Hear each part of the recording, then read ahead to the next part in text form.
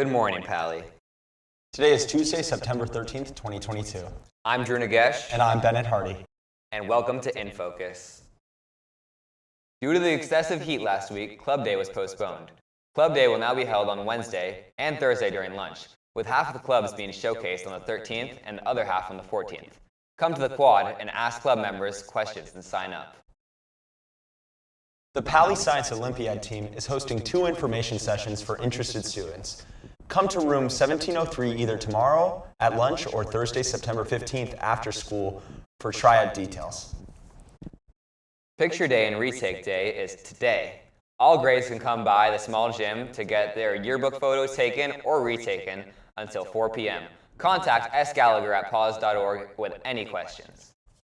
The window to sign up for this week's Prime period closes later today at 1:15. If you do not sign up, you will be placed in a random location. Attendance is mandatory for Prime.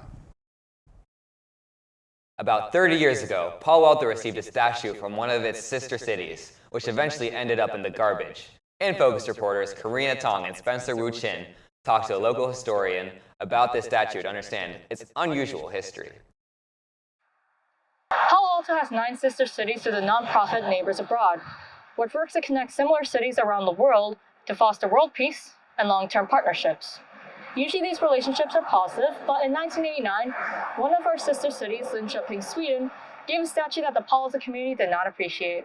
Around that community, there was this, I'm going to call it a hobby, of building these scenes of what you might see in everyday life in that community.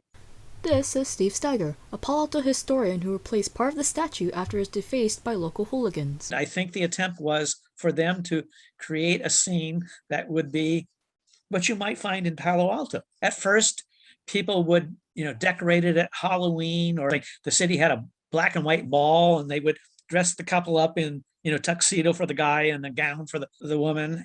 But then things got rough for the statue. People started to abuse it.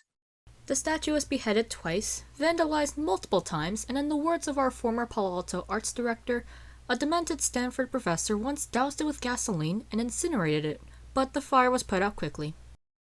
The problem is, I don't think no one really understood why people were abusing it. It wasn't fine art. We all agree on that. It wasn't really ugly. It was just crude folk art. And if we had realized that after a few years, the expectation from the Swedish donors was that it would be thrown away and maybe a new one put up, but we never got that opportunity.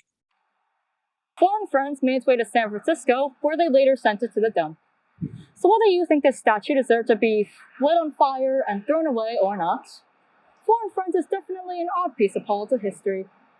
So next time you see this peculiar car statue on Cal Ave, rest assured, it may or may not end up in the trash as well.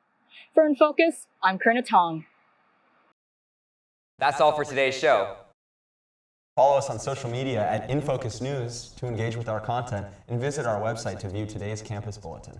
Until next time, I'm Drew Nagesh. And I'm Bennett Hardy.